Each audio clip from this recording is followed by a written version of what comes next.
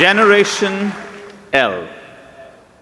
Before I begin, I want you to turn to your left and turn to your right and congratulate the person sitting next to you, even if you don't know them. Congratulations! Congratulations to the graduates of the class of 2018.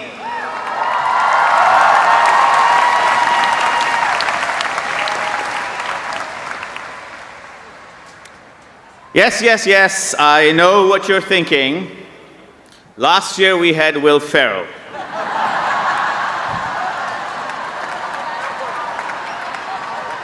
He was funny, upbeat, quirky, a comic genius. How come we got stuck with the cancer guy?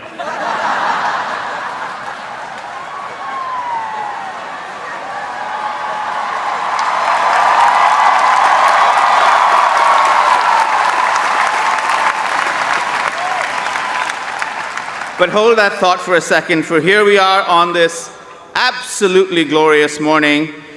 And if there's one thing that Mr. Farrell and I do share, and that's not very much, it's this. We are both immensely honored to be asked to speak to you. And so let me congratulate you and your families on what is definitely one of the most memorable days of your life.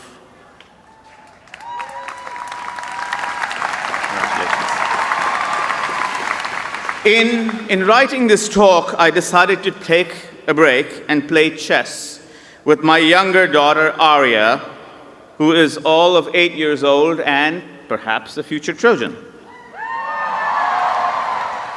It may have been the first time that I had played with her. We made a few perfunctory moves. I traded a pawn for a pawn and a knight for a knight, and I saw her easing into the rhythm of the game. She made a few clumsy moves and then corrected herself. She almost sacrificed her queen. And then, about an hour into the game, I witnessed something astonishing happen. A dry, wily smile spread over her face, a smile that I had never seen. And she began to play well. Not just well, but very well. Every move that I made was countered by her move. I lost a rook, then a bishop, and then the whole kingdom. Checkmate, she said triumphantly.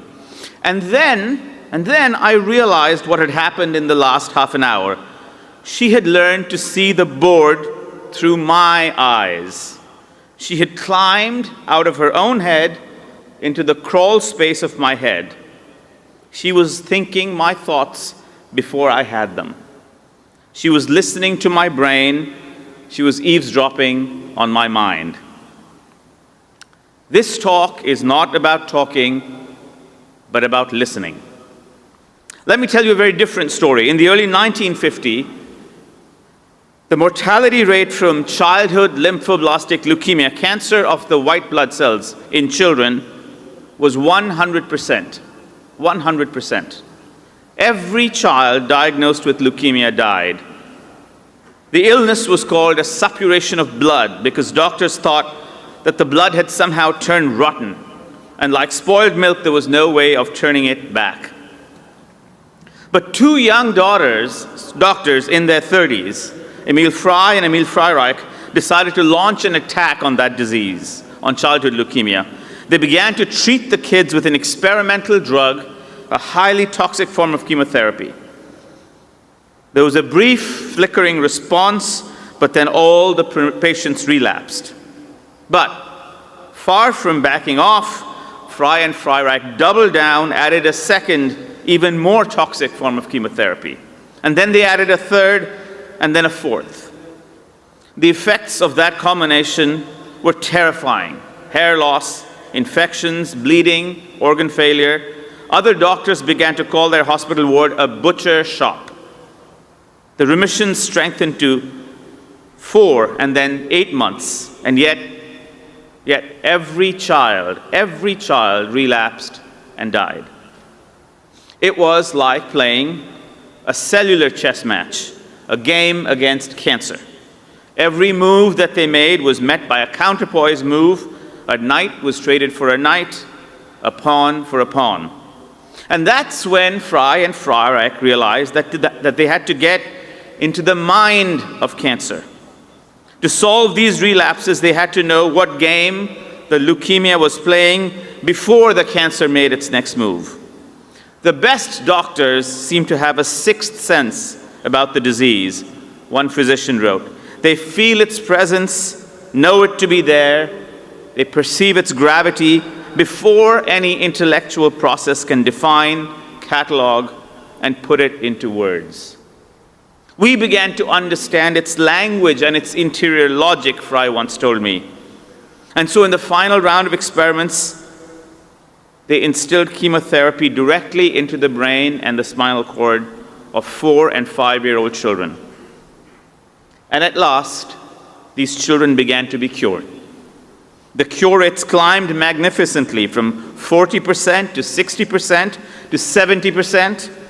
Childhood leukemia is now among the most curable forms of cancer, about 80% of the time. This cure ranks among the singular achievements of modern medicine. It inspired one doctor to say, if I had the choice between walking on the moon and curing a child with cancer, I would never look at the moon again. Which brings me back to listening. I want to talk to you about the possibility, the requirement even, of climbing out of your own heads into another mind. It seems to me to be a uniquely human capacity, although, to be fair, my wife swears that our dog can do it too. But that's just a very smart dog. In fact, I might argue that it's a definingly human capacity, and yet oddly there's no word for it in our language. This kind of listening takes 3 forms. The first is the kind that I experienced with my daughter. We occasionally term this empathy, a word that was used before here, but perhaps we need a different word for it, it could be a purely strategic activity. As with my daughter entering my mind to beat me at chess, or a military general entering his or her enemy's head in the midst of a campaign, or a doctor entering the mind of an illness. The important feature about this kind of listening is that it asks you to do something nearly fantastical, like those transmorphic beings in Aliens, to abandon your own private self, your identity, your past, your language, these words that we have become obsessed with, to acquire the language, the identity, the skin of another person. What is it like to be him or her? What is their suffering like? What is their joy like? What makes them tick? What if I was born as that woman or that man? In a sense, all human conversation depends on the minor exercise of this faculty. Every time we talk, we partly desire to enter each other's heads. This capacity is impaired in the severest form of mental illness, leading to a person disturbingly unable to function in the world. That's the first kind of listening. The second involves listening to the past, listening to history, climbing, as it were, into the mind of history. History doesn't repeat itself, but rhymes, is a quote attributed, perhaps apocryphally, to Mark Twain. To understand that rhyme of the past, that rhyme of history, to comprehend the parts that come back, but with a slightly altered lilt, a slightly altered tone or emphasis, is also a profound form of listening.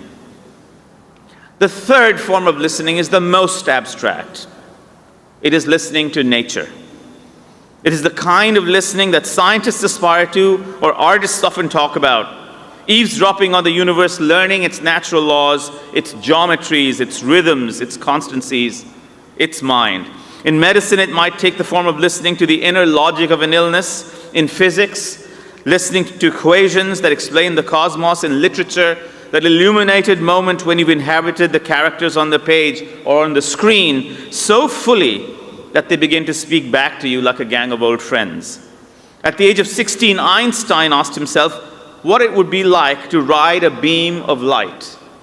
What would it be like to ride a beam of light?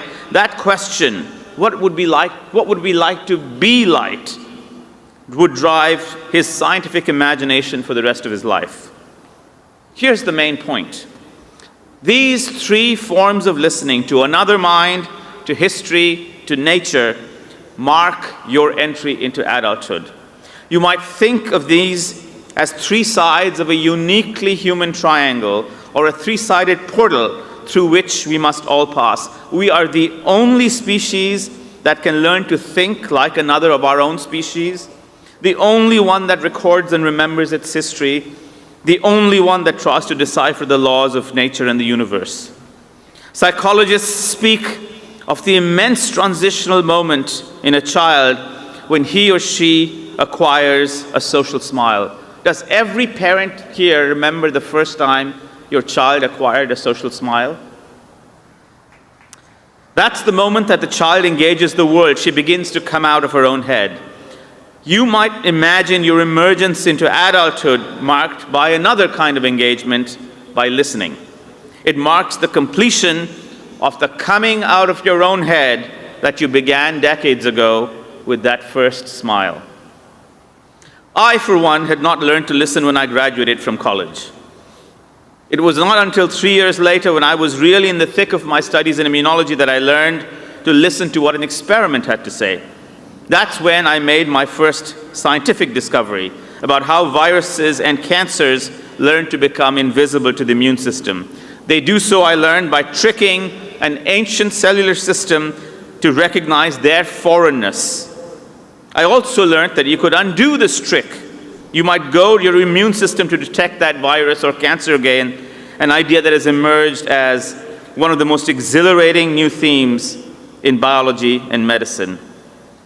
I remember staying up past midnight looking at the radioactive counter, tick, tick, tick, tick, ticking, waiting for the groaning old printer at Oxford that was almost out of ink always to print the pages of data, and realizing that I was, in fact, eavesdropping into one of the most profound mysteries of biology and the universe. It took me another 4 years before I learned to listen to a patient. In the first year of my residency, I cared for a young man with esophageal cancer. Steve was a plumber from North Boston, about 36, and about to get his 9th round of chemo, a dose-dense, intense regimen that required a strict adherence to a schedule. But that morning, that particular morning, he just wasn't having it. He'd had a bad day. He came to the hospital and said flatly, "I don't want to fight this war. You fight the war. I don't want to be a casualty. I'm not a soldier. I want a cookie."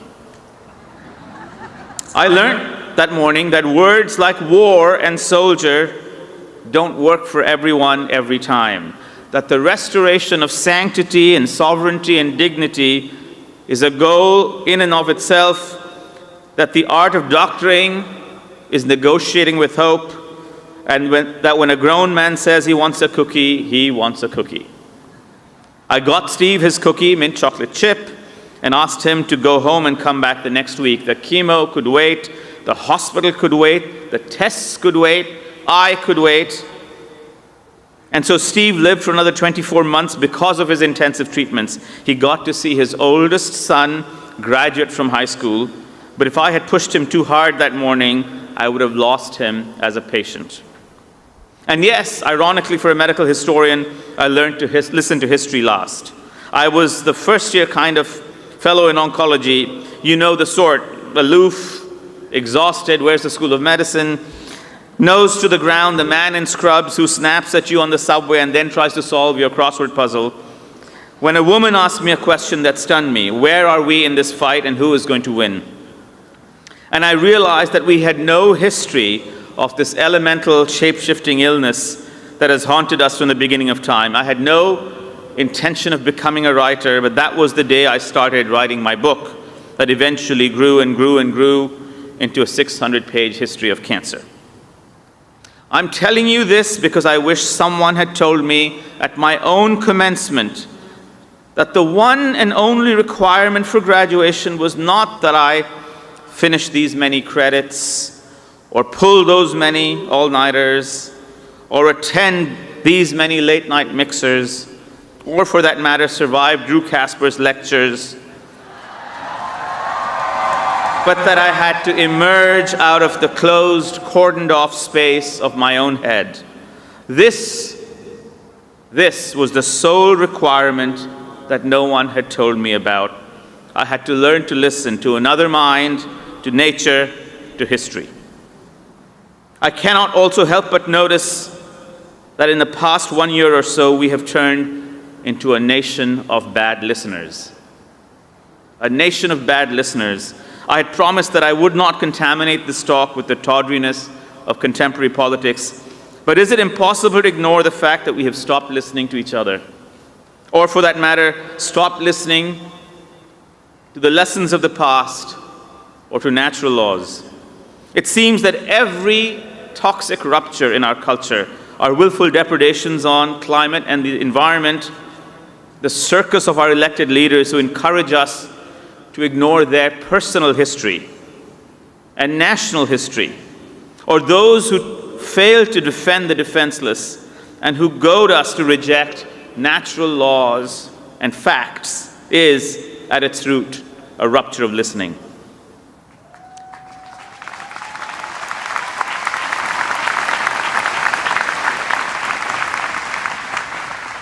Nor can I help noticing that the word listen can be rearranged into silent.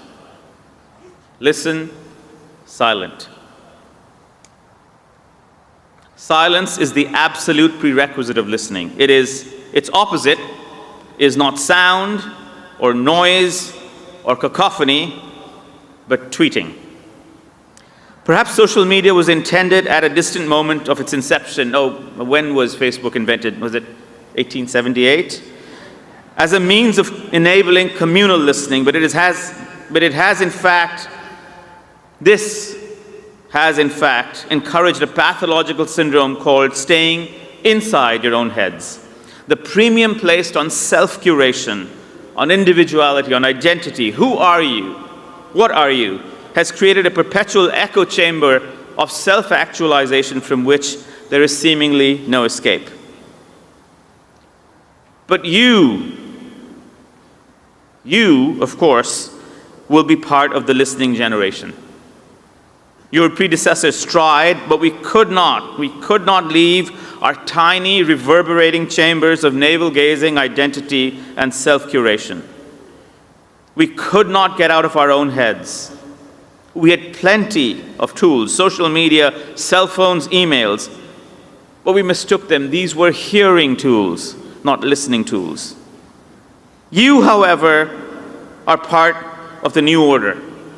You will learn to hear each other out and listen to each other. Learn to inhabit each other's joys and sufferings. You will fight on, but you will listen in.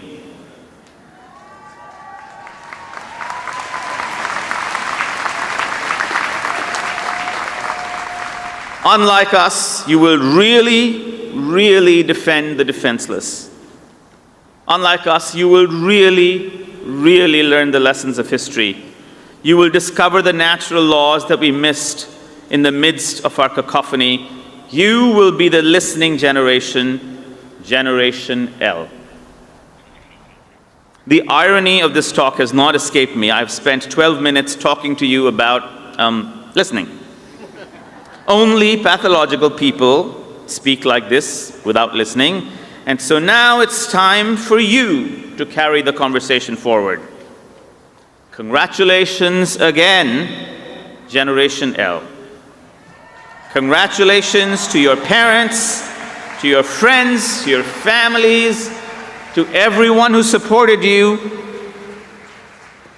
and to you yourselves. Go get out of your heads, go out into the world and listen to it. And most importantly, please make us listen to you. Thank you.